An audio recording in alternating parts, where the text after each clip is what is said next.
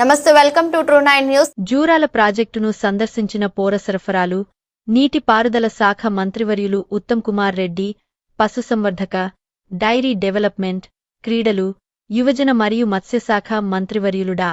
వాకిటి శ్రీహరి. ఈ కార్యక్రమంలో ఎమ్మెల్యేలు, సంబంధిత అధికారులు మరియు ముఖ్యనాయకులు పాల్గొన్నారు. అనంతరం మంత్రివర్యులు మీడియా సమావేశంలో మాట్లాడుతూ, 10 ఏళ్లపాటు రాష్ట్ర వ్యాప్తంగా ఉన్న ప్రాజెక్టులకు మెయింటెనెన్స్ చేయకుండా రాష్ట్రంలో ఇరిగేషన్ శాఖను భ్రష్టు పట్టించారని అన్నారు.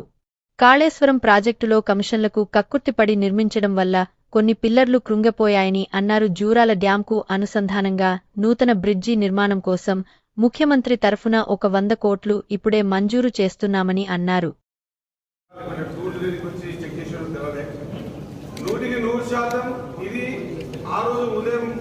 కొంత మీడియా ద్వారా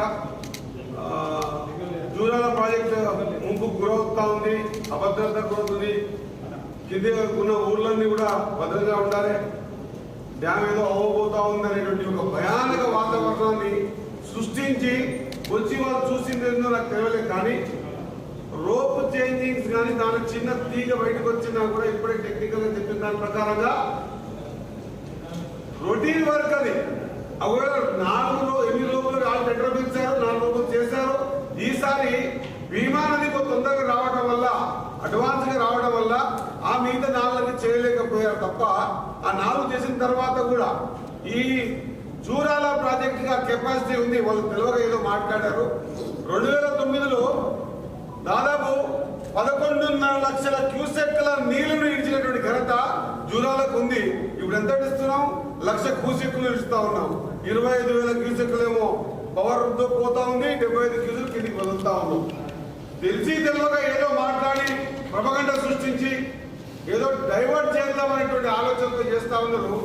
అక్కడ కాళేశ్వరం కుంగిపోయి మొత్తము భూములకు వెళ్ళిపోయి డ్యామే వంగిపోతే అది ఏం కాదు చేసుకోవచ్చు అనేటువంటి ఆలోచనతో ఈ పార్టీ వాళ్ళే మాట్లాడుతూ ఇక్కడ రోపు రొటీన్ గా చేంజ్ చేసే రోపుని కూడా ఏదో భూతత్వంలో చూపించి మేమేదో చెప్తా ఉన్నాం, భద్రంగా ఉండండి. 12 లక్షల క్యూసెక్ల నీరు పోయేటప్పుడే కింది గ్రామాలలో ఎవరికి ఏం కాలేదు. ఈ ప్రాంతం వాళ్ళకి 6 లక్షల 7 లక్షల క్యూసెక్ల నీరు ఉండడం ఎన్నో సందర్భాలు చూసారు. కాబట్టి ఇదొక భ్రమ కలిగించడానికి ఏదో ఈ అధికారంలో ఏం చేయలేకపోతున్నటువంటి మాట బయట పెట్టి ప్రయత్నం చేద్దామని వాళ్ళే సెల్ఫ్ అవుట్ అయ్యారు. దీంట్లో 100% నాకు తెలిసినంత వరకు మరి మేము దూరాల మాకు గద్వాలు వస్తా పోతా ఆ డ్యామ్ సంబంధించిన విషయాలు పెద్దబట్టి మాట్లాడతారు. కానీ ఈ విధంగా ప్రజల్ని తప్పుదోవ పట్టించి తెలంగాణ రాష్ట్ర ప్రజలలో ఏదో అద్భుతం మేము చేయకపోదాం అని చెప్పి ఒక్కమూల పడే సందర్భం గుర్తుకొస్తుంది తప్ప జూరాల ప్రాజెక్టుకి ఏమీ కాదు. వాళ్ళు ఏమైనా కావాలని కోరుకుంటే కూడా కాదు అన్నమాట మరొకసారి తెలియజేస్తూ